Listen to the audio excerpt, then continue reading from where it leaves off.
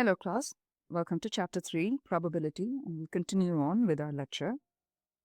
Here I plan to go over some basic probability rules in this lecture. Let's talk about the experiments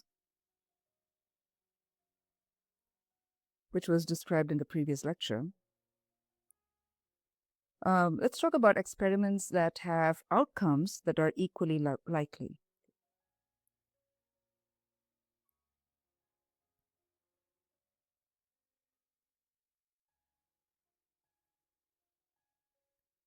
What this means is that every outcome of the experiment occurs with equal probability. Okay? So I just say every outcome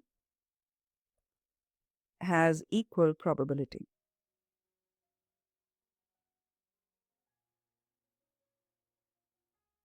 So we can think of some examples, like rolling a fair-sided die, right? If you have 6 sides, if it is a fair die, then you'll have the chance of each side occurring, right, would be the same. So if I roll a die and I want to get a 2, that'll be the probability is that there will just be one such face, that is 2, out of the 6 faces, right? So you can't have 2 faces that are number 2. That's what we mean. Then it's going to change the way it is. The probability is set up for that. Pulling a card from a standard deck of 52 cards. So you see again, all the cards are unique. The chance of picking one card, there's only one chance, right, of picking that card. And we have equal probability there because we have 4 suites and 13 cards for each suite. So we have the same card but occurring in those 4 suites. So we have an example there of all outcomes being equally likely. Flipping a coin, again, equally likely to get either a head or a tail. Right? All right, now we must remember that just because an event has a certain probability, it does not guarantee that it will happen. Okay? For example, let's say we flipped a coin 2 times.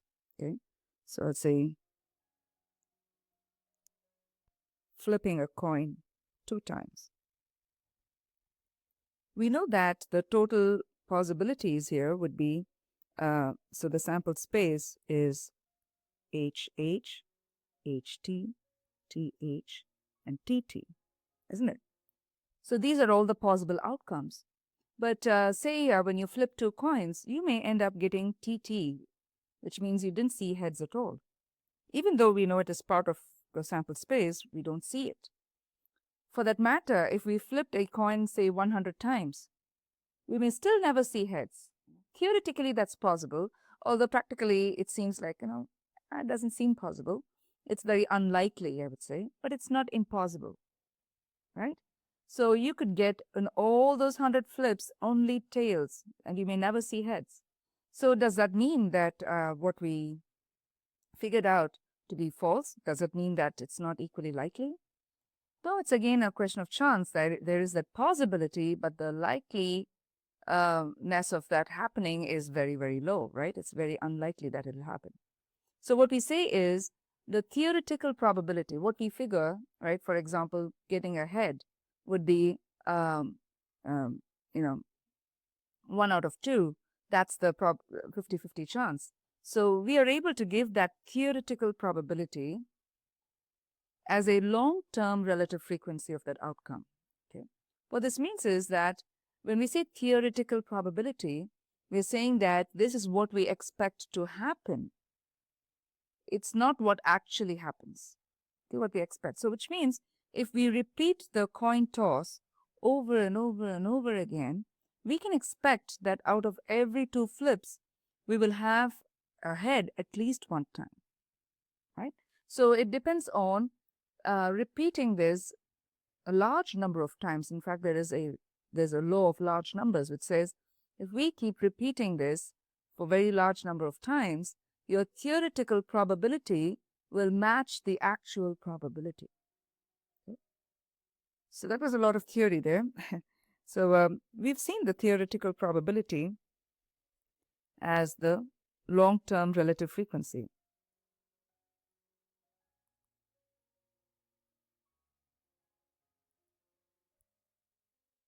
And we saw in the previous lecture the example where we were given a frequency distribution, and from that we derived relative frequency distribution, or the table.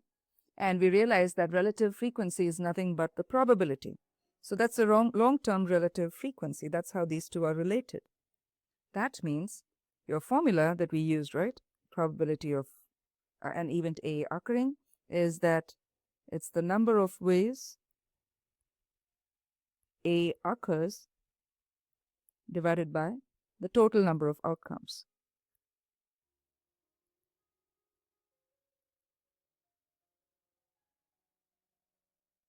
So then let's explore an example and see what that means. We've seen already an example related to heads, right? Heads and tails. So we'll try something else. Let's read this example. Suppose you roll one fair six-sided die with the numbers 1, 2, 3, 4, 5, and 6 on its faces. Let event E be rolling a number that is at least 5. What is P of E? So think about this. We have E defined to us. So try to write it as a set. I'll write it in words first. Rolling at least 5. I'm just clearing again the clutter and just putting the information that we need. So rolling at least 5. What do you think are the possibilities? At least a 5 means 5 or above, right? A minimum of 5. So the two possibilities we have would be 5 and 6 only, right? Because in a six-sided die, you only have 6 faces. So you can get a 5 or a 6. So that is my E. So if you look at this, the number of outcomes is 2, right? 2 outcomes, 5 and a 6. Now if you go back to your sample space, your sample space is the total outcomes. And we know that we have 1, 2, 3, 4, 5, and 6. Now, they gave that information to us, but typically they would not. This is an understanding that you are familiar with the die. So we have 6 outcomes here. Therefore, if we use the theoretical probability formula, which is the same as your relative frequency, right? If you did that, then we say probability of event E, because that's what they asked us, right? Probability of E is that we get the number of ways E can occur divided by the total number of outcomes. So come back and see how many ways can E occur. It can occur in 2 ways, 5 or 6. And what are the total possible outcomes? We have 6 possible outcomes. So it's 2 over 6, and your fraction is 1 over 3. As always, we try to see if this is a defined value, because probability should always be between 0 and 1. We have that. Now, what we want to understand here is what we found here, 1 over 3, is a theoretical probability. That means in the long run, you will expect it, meaning if you repeated this experiment over and over and over again several times, then you can expect your probability to match with this. So that means that if you were to roll the die only a few times, you'd not be surprised if your observed results did not match with this probability. Okay? But if you were to roll the die a very large number of times, you would expect that overall, 1/3 of the rolls will result in an outcome of at least 5. You would not expect an exact 1/3, but the long-term relative frequency of obtaining this result would approach that theoretical probability, this 1/3, okay, as the number of repetitions grows larger. Okay, so I just point that out here. Okay. This is theoretical probability. As repetitions grow larger,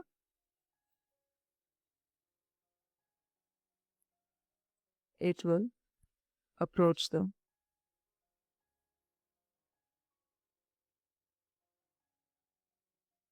actual probability.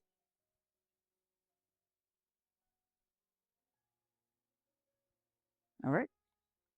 So this is really crucial for us.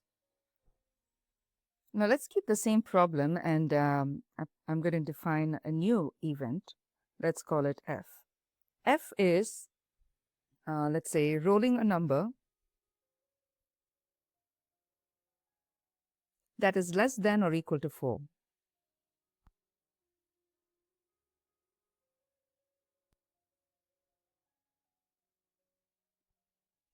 So now you need to build your set and look at all the possible outcomes.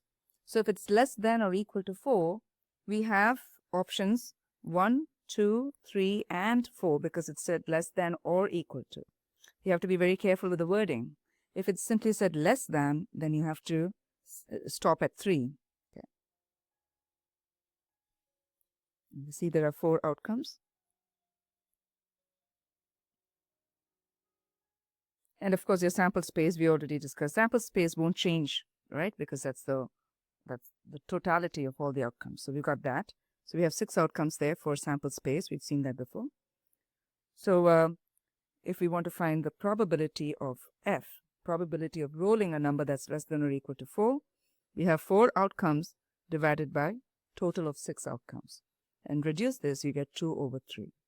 So this is again the theoretical probability. If you repeat this several times, the long-term relative frequency would match with this. Now, let's say you are doing, let's say you're rolling a die and flipping a coin. Okay, let's write that.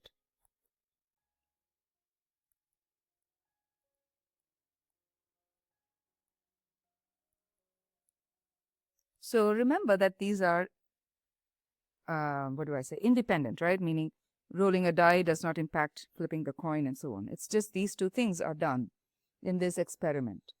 So how many outcomes do you think there will be? How many outcomes? How many possible outcomes? So again, remember, if you have 2 independent events like these happening, when I say events are meant like an experiment, you can choose to do the tree diagram technique, okay, or you could use the fundamental counting principle. Either ways, what we see is rolling a die has how many outcomes? 6 outcomes. Flipping a coin has 2 outcomes. Heads or tails. Rolling a die would be 1, 2, 3, 4, 5, 6. And the fundamental counting principle says multiply these 2. So from fundamental counting principle or using the tree diagram, whatever you choose to list them out, it tells you that 6 times 2 is 12. So we have a total of 12 outcomes coming from rolling a die and flipping a coin. We call these kind of events as compound events, okay, or compound. If you look at the definition of compounding or compound, what it means is it adds on, right? So there are multiple things. So that's what we're seeing here too. We have multiple things happening. We have rolling a die and flipping a coin. So we have 2 things happening. And so how do we find the probability of a compound event? So what we should do is first we should list out all the outcomes and then focus on the outcomes from the compound event and then use the formula of dividing the number of outcomes from the compound event over the total number of outcomes. So I'll give you an example here and then we can take it from there. Okay. So let me set up this example here. Now we have 2 events, okay, compound events, 2 events. I'm just going to use A and B, okay. Now we are rolling a die. Okay, let me write that maybe.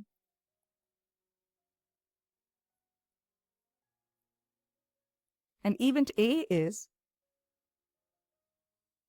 rolling an even number. And event B would be rolling a number less than 3.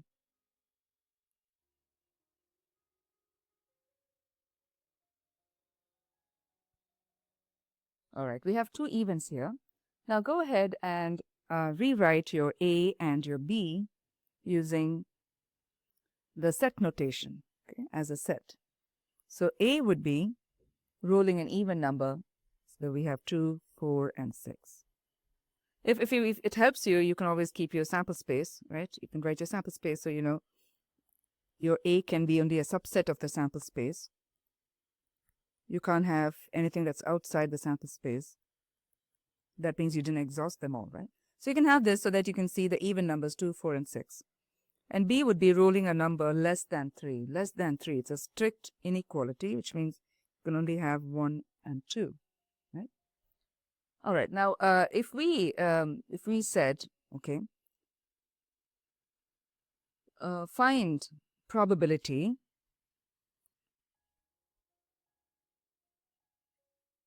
of A or B, what does that mean? So we have to go back and remember what OR stands for. Okay? So OR events, if you see the word OR, okay, and obviously the word OR would come only when you have multiple events. You need at least 2 of them. So it is something you will see in compound events. Okay, so for OR events, it means that the event, the outcome, and outcome, here's the definition, is in the event A or B if the outcome is in A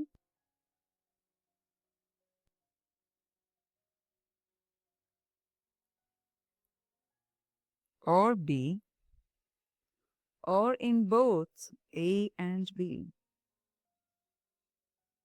Let's read this. An outcome is in the event A or B if the outcome is in A or is in B. Let me write that maybe a little more defined. Or is in B. So it's, you can find that event happening in A, that outcome, or you can find that outcome happening in B, or that outcome could be common to both A and B. That's what this means. You'll understand this better when we actually write this out. Okay. So in this case, if you think of probability of A or B, try to understand this in words. What they're saying is find the probability of rolling an even number or rolling a number less than 3. Okay. So probability of, let me write it out here, A or B is probability of rolling an even number or rolling a number less than 3. Think of this just intuitively. What does this mean? It means that we're okay getting either an even number or a number less than 3, or, because if you see even number and a number less than 3, 2 matches in both these cases, right? So you can find that common value in both A and B, so it doesn't matter. So if you look at A or B, right, the outcomes for A or B would be all of A and all of B, right? So I have 1, 2, 4, and 6. It doesn't make sense to repeat the 1s and the 2s. I mean the 2s, sorry, in this case, just because it appears in A and B. But you know that it's all of A and all of B that would become part of the possible outcomes or the desired outcomes for A or B. Okay, so then I will just write a quick note here.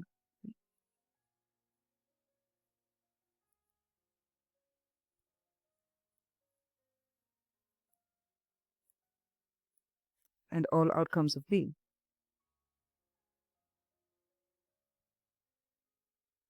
And I'd say don't repeat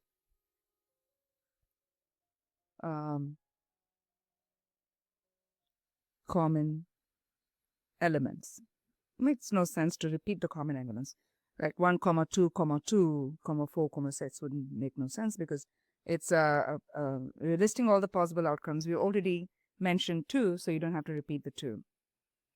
All right, so this really helps us now because we can see that there are 4 outcomes that can happen here, right, in A or B. So coming over to probability, this is just the event listing, right?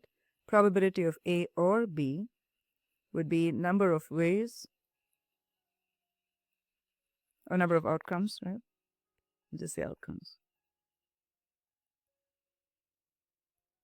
in A or B divided by total number of outcomes.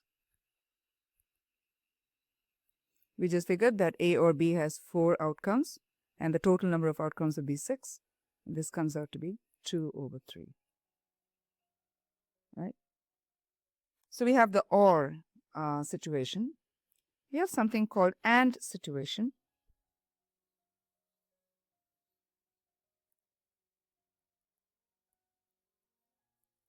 And events.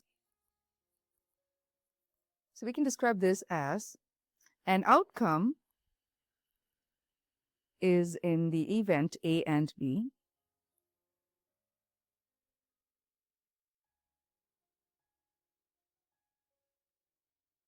If the outcome is in both event A and B at the same time. You can think about this, right?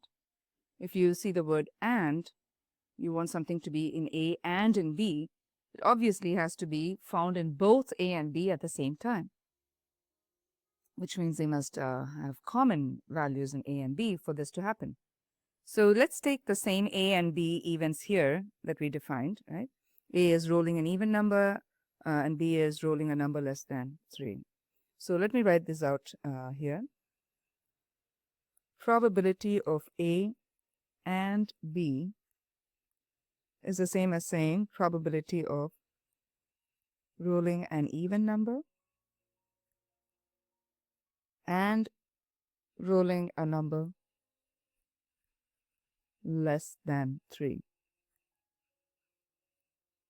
So if you think of this, let me write the A and B again.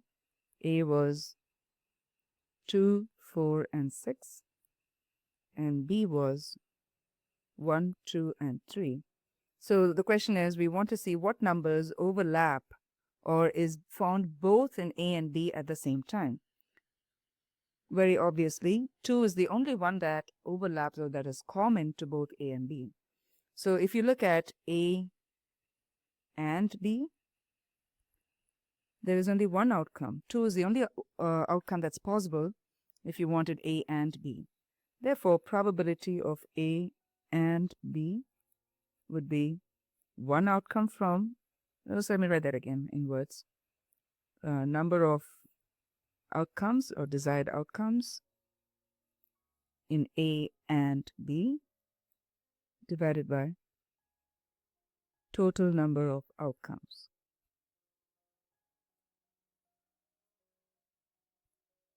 1/6 would be the probability here because there was only one outcome out of the 6.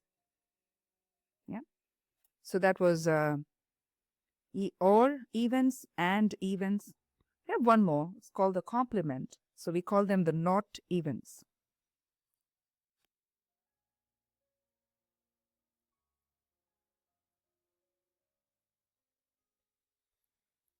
Okay. Another name for this is complement. Okay. Now compliment is when you say something nice about somebody. Okay, this is complement, which means complementary events. One is the opposite of the other. One has things that the other one doesn't have, so they complement each other. All right, so we have ways of denoting this. So I'll just say notation.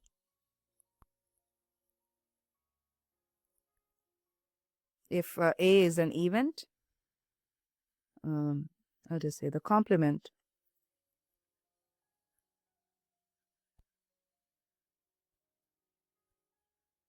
of event A is written as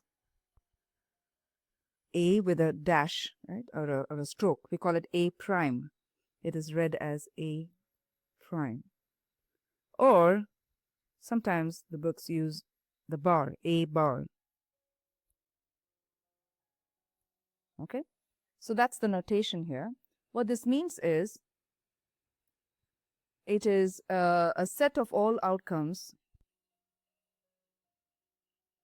Okay. Complement of A means a set of all outcomes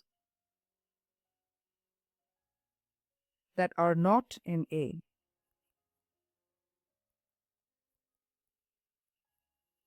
Right? That is what we mean by not events. It's not in that. So it's a complement.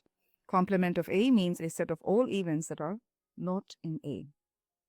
All right. So let's say we used B previously, so I'm going to use that. B was rolling a number less than 3, right? That's what we used.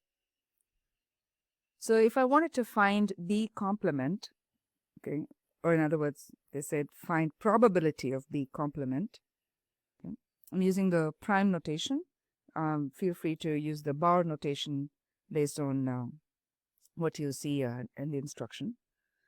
Now, a B prime. So for that, to find the probability, I need to first find B prime. B prime would be everything that is not in B, right? B prime is all outcomes that are not in B, right? For this, let's first list out our sample space once again. Have 1, 2, 3, 4, 5, 6.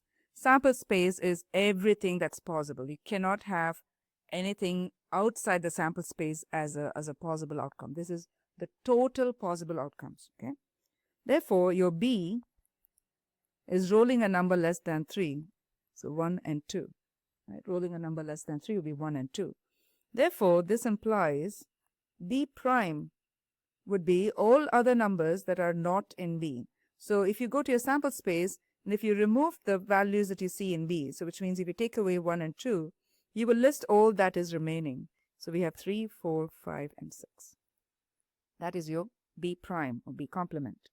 Therefore, probability of B prime would be 1, 2, 3, 4. There are 4 outcomes divided by sample space, which has 6 outcomes, which is 2 over 3.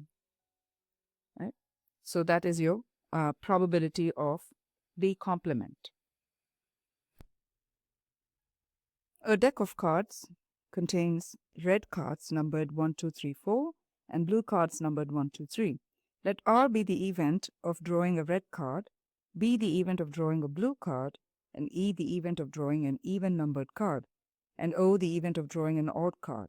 Find the probability of the following events. Okay, we'll get to A, B, and C. First, let's try to understand what we have. Okay, if it helps at all, you can always bring in visuals. Okay, so it's like the red card is 1, 2, 3, 4, and the blue cards are numbered 1, 2, and 3. So this might help you to see that we have, these are the only ones we're working with, right? So we have a total of 7 cards. So we want to understand that. So it'll be easy for us to understand that, instead of listing it, you can see that sample space is 7 outcomes. Notice that I'm not listing them. If I were to list them, it'll be 1, 2, 3, 4 in red and 1, 2, 3 in blue. So it will look like this.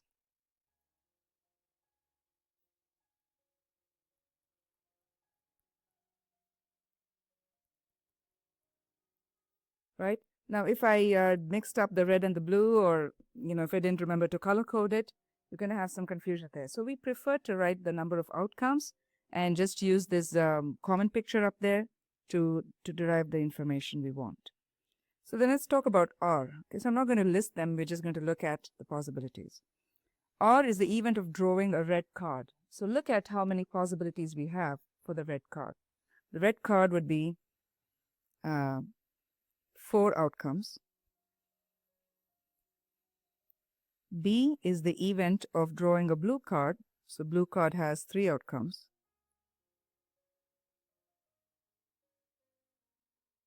E is the event of drawing an even numbered card. So they didn't just say anything about the color. It's just an even numbered card. So look here and see, in the red we have 2 of them, red, the 2 and the 4. And in the blue we have the 2. So 1, 2, and 3. We have 3 outcomes. So if it helps again, you want to do the 2 red, 4 red, and 2 blue. That's another way to list it if you're not using colors to differentiate. Okay. And the last one was O, the event of drawing an odd card. So again, we have 1 and 3 from red and 1 and 3 from blue. We have 4 outcomes.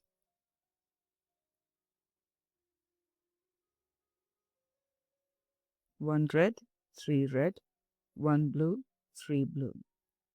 Okay. Now, question A says, find the probability of R and E. So it's an AND event. If you recall, AND event means we have to find what is common to both red and common to E. Okay. Now, for this, to kind of understand this, it might be better for us to list out, or it might be better for you to list them and then see what's common, or you could come back here and try to see what R and E have in common. So R is drawing the red card, and E is getting an even numbered card. Okay, R is red and even numbered. You want it to be both the same in both the sets, or both the events. Okay, so for variety, I'm going to list out R using this. So 1 red, 2 red, 3 red, 4 red. E would be 2R, 4R, and 2B. When you list it like this, it's actually easier to spot what is common. Right? So we have 2R that is common. We have 4R that's common. So if you were to write this out for R and E, it will be 2R, 4R. Okay. You could have reasoned this out just by looking at the numbered cards in the beginning. That's totally fine as well, right? Because you wanted it to be a red and it had to be even. So you can clearly see that you had the 2 and the 4. So it's a lot quicker if you were to reason out like that. But if you were to show the work, this would be what we desire. So there are 2 outcomes that are possible in R and E. So probability of R and E would be 2 outcomes from R and E out of a total of 7 outcomes. Remember? We had 7 outcomes here. So 1, 2, 3, 4, 5. 1, 2, 3, 4 here, and 1, 2, 3 from the blue. That's 2 out of 7. To answer part B says, find the probability of B or O.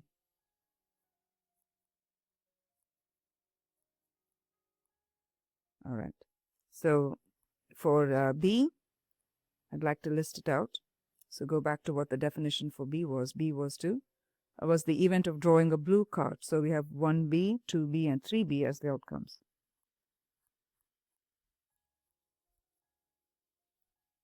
And O was odd numbered cards, right?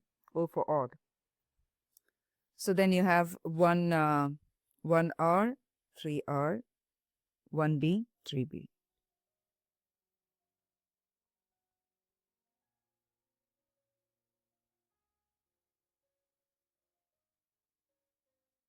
Now this is an OR condition, right? B or O, which means we're taking all of B and all of O. We're not looking for only that overlaps, because that would be an AND condition. If it's an OR condition, we are totally fine with taking them all without repeating, of course. If you see something that's common, like 3B is common, 1B is common, you don't want to repeat them. Okay. So just for ease, I'm going to write all the reds first and then the blues. Okay. 1R, 3R. Okay. Then we have 1B, 2B, 3B. What I did when I was a student was I would list them all and go back and score off the ones that repeated. That way, because I was a little paranoid that I'll miss out on one of the items. So I would write them all and then cancel off the common ones. so that it doesn't duplicate. Anyways, so probability of B or O would be 1, 2, 3, 4, 5. 5 outcomes for B or O divided by total 7 outcomes. Okay. And then the last one was C, which was find P of E prime. E is even numbered cards, right? And just say P of E prime. When you have the prime or the complement situation, it's good to have the sample space because it'll help you to immediately see what is not in E. So we have 1 red, 2 red, 3 red, 4 red, 1 blue, 2 blue, 3 blue. That's why you had the 7 outcomes, right? E is all even numbered cards. So you have 2R, 4R, and 2B. And we know that E prime is all outcomes not in B, in E. That means in your sample space, it's as if you're eliminating the red, eliminating the 2 red, the 4 red, and the 2B, and collect only what's remaining. So that's why I like to put the sample space up there, so it helps me to collect what I need. So I have 1R, 3R, 1B, and 3B. So it's basically trying to find probability of E prime, which is 1, 2, 3, 4. 4 outcomes from E prime divided by total outcomes 7. Okay. Now, there is another way to also approach this. Now remember, your sample space is all of them, right? So if you have E and E prime, if you combine the outcomes of E and combine the outcomes of E prime, you'll get the sample space, isn't it? So we have something called the complement rule.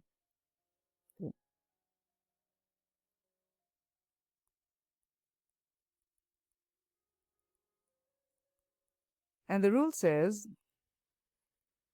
probability of, let's use the E itself, okay? Probability of event E plus the probability of E prime should be 1. 1 is 100%, right? So that means we're saying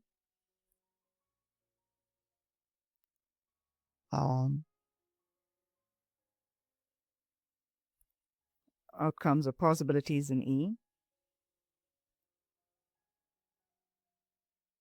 That's a probability, but I'm talking just about the outcomes. Okay.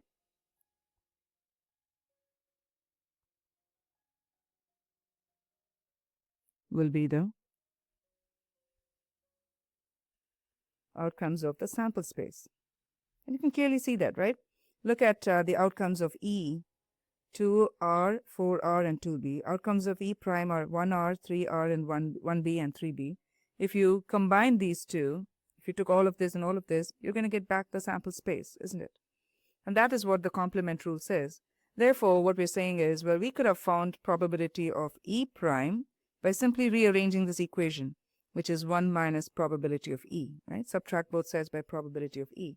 So 1 minus probability of E. E is 2R, 4R, and 2B, so there are 3 outcomes. So 1 minus 3 out of 7. And if you combine, if you took the LCD this side, 7 over 7, 7 minus 3 is 4 over 7, which is what we got up here, isn't it? So you can do this if you had information on E and find E prime, probability of E prime, from using the complement rule. That will be quicker if you already had found E, probability of E. Okay. And whenever the opportunity presents, we would like you to think about using complement rule instead of listing separately for the prime. Now, through this example, I would like to introduce to you the addition rule. So let's take a look at this problem first. 6 friends at a university are taking classes in statistics or writing. Pamela and Sam are taking statistics. Nandini, Elliot, and Jill are taking writing, and Matt is taking both writing and statistics. If we were to select one friend at random, what is the probability that they would be in either statistics or writing, but not in both? Okay, this is interesting. Now, there are ways in which we can express this information, and one of the ways is known as Venn diagram. I just want to introduce that in the concept to you. We won't be using it as much. Just like a tree diagram, a Venn diagram gives you a visual scope of how to represent this information. So what happens in Venn diagram is we actually use circles to represent each set, each group. Okay, so I'll just use the typically overlapping circles. They will overlap if you find some overlap. And what I do see an overlap because I see two groups. One is the statistics group and the other one is the writing group. And we're told that Matt is taking both writing and statistics. So there is an overlap. Okay. So let me write here statistics. I'll keep it purple. And the orange one would be writing. And so we have Pamela and Sam in statistics. And in writing, we have Nandini, Elliot, and Joe. Okay? And Matt is common to both. So you can see that Matt is part of the purple and is part of the orange. So if you just look at the purple, you have P, S, and M. If you just look at the writing, we have M, N, E, and J, right? So we have that, and this is called a Venn diagram. Now, just like tree diagram, Venn diagram also has limitations. So how do we handle this? So for that, we like to write it as a set, perhaps, and try to describe what the sets stand for. So then I would say statistics. I'm going to call it S. This set is statistics, and it has Pamela, Sam, and Matt. And then we have writing. I'm going to call that set as W, that event. It's M, Matt, Nandini, Elliot, and Joe. Right. Now we're told that if we were to select someone at random, what is the probability that they would be in either statistics or writing but not both? Okay. Probability of finding a student who is in either statistics or writing but not both. This is what we're supposed to find. Well, if you look at this, it's pretty intuitive in that if we looked at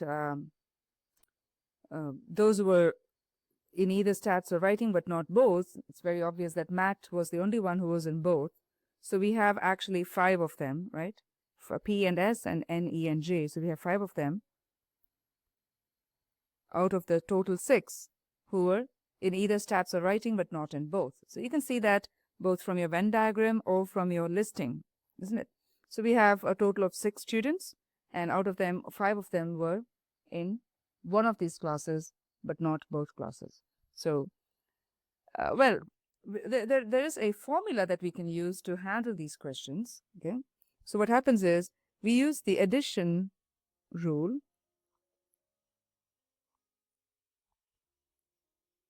which says probability of A or B. Remember we did this? A or B?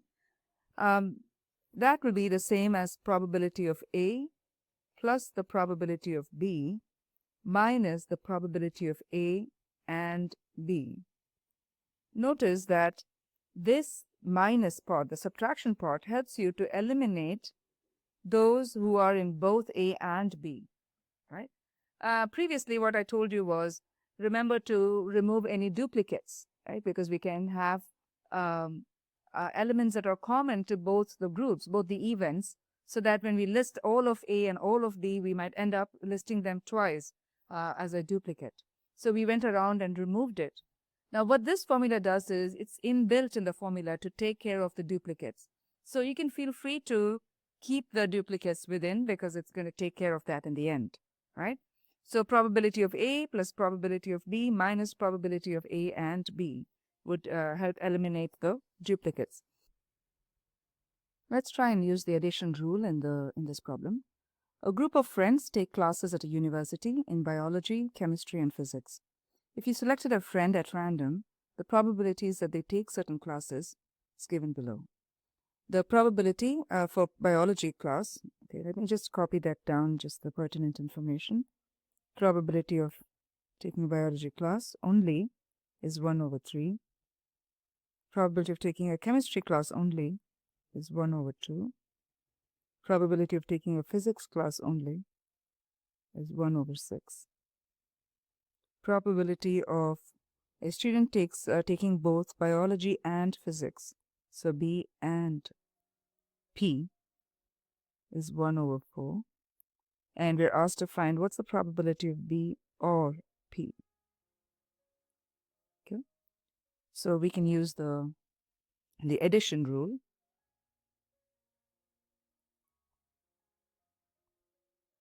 So we have to focus on B and P. These are the two events, right?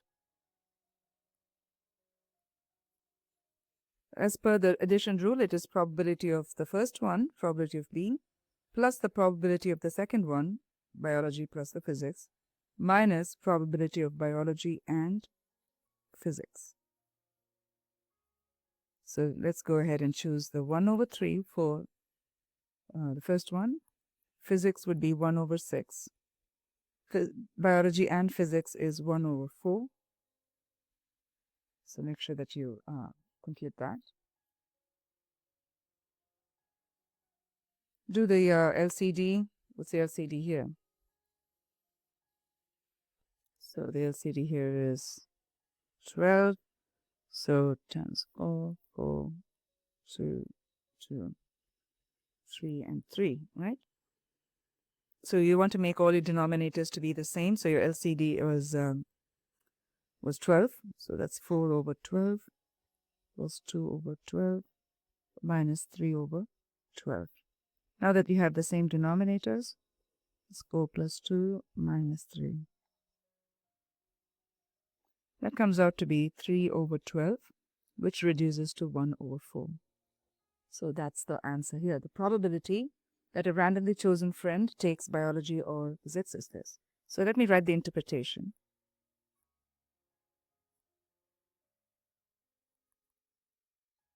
The probability that a randomly chosen friend takes biology or physics is 1/4.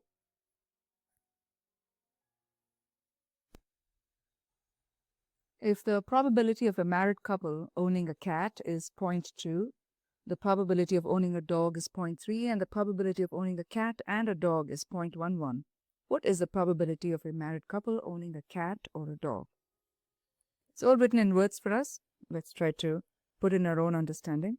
Probability of owning a cat, so I'm just going to call it C. The probability is 0.2. P of C is 0.2. P of owning a dog is 0.3. Cat and a dog,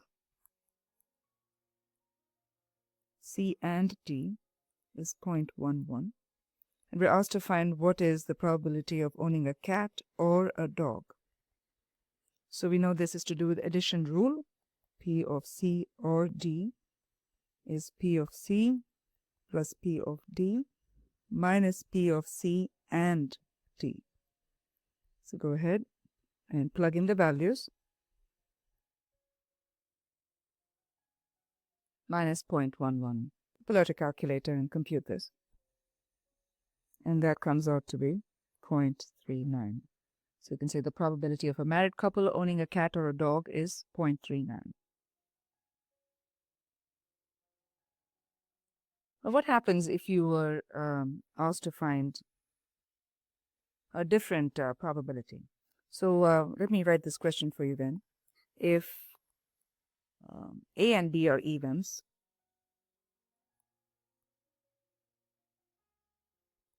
with, they didn't describe the evens, but they're just giving us the probabilities. With P of A as 0.4, P of B as 0.2 and P of A or B is 0.46. Find P of A and B.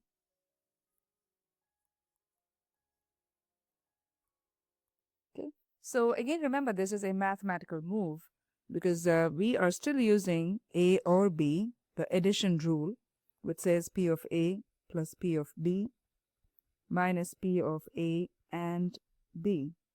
But we usually try to find A or B. But here they've given A or B and they're asking us to find A and B. So let's fill in what we have. 0.46 equals 0.4 plus 0.2 here minus, and this is what is missing. Right? And you can totally figure out the missing information by simply rearranging the terms. 0.46 equals 0.6 minus what is missing. Right? I'm going to remove the question mark and just write it as P of A and B. It's just a lot easier that way. Now, I want to move the numbers.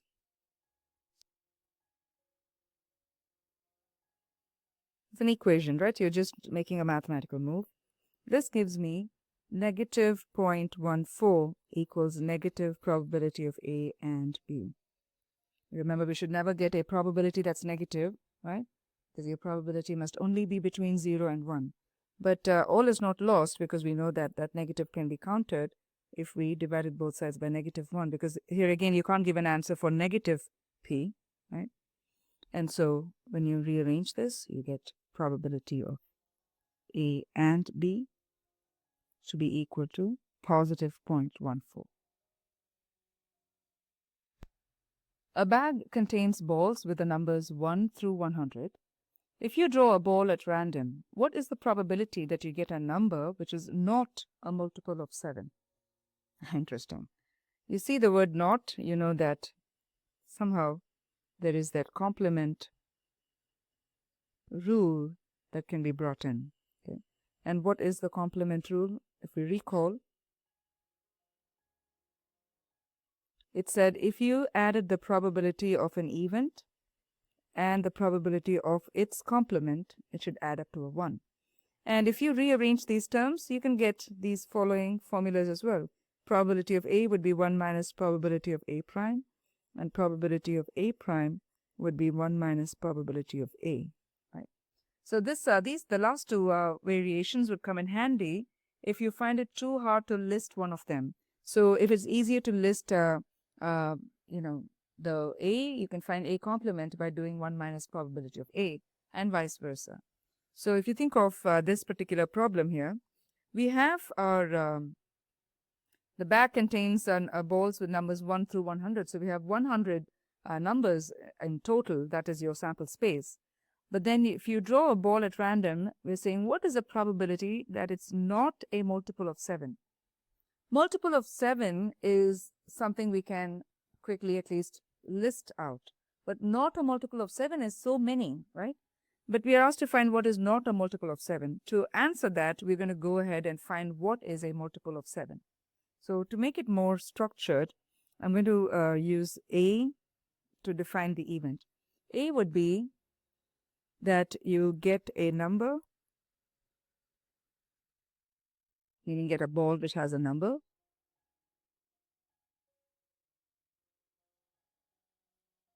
which is not a multiple of 7, because that's the question, right? So we define the event from the question.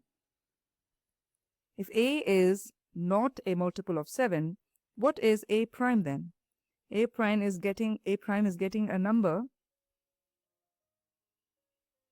which is a multiple of 7. Finding A prime or finding a list or listing out A prime is so much easier. So I'm going to list A prime because it's 1 through 100. It's manageable. So the multiples of 7 would be 7, 14, 21, 28, 35. It's your 7 times table. 42, 49, 56, 63, 70, 77, 84, 91, and 98. Okay, so we got all of these. Let's go ahead and count how many we have. 1, 2, 3, 4, 5, 6, 7, 8, 9, 10, 11, 12, 13, 14. So we have 14 outcomes.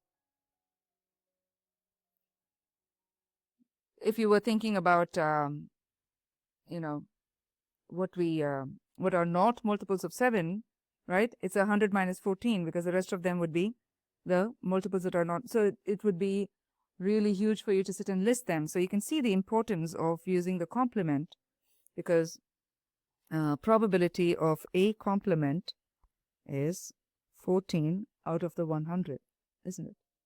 Okay. So getting a multiple is this. So what do you think is getting, what is P of A? You can reduce this if you wanted so that you get a reduced answer there too, right? So let's go ahead and reduce this. This comes down to, they're divisible by 2, right? So 7 over 50. So our real interest is in finding probability of A, which is probability of not A, getting a number which is not A multiple of 7. But we know that probability of A is the same as 1 minus probability of A complement. And we just found our probability of A complement to be 7 over 50. And then use the LCD. LCD is 50 over 50 here, right? So 50 minus 7 gives you 43 over 15. And so the probability that you do not draw a multiple of 7 is 43 over 50. So with that, we wind up this lecture. We will continue with chapter 3, and I will see you in the next lecture. See you shortly.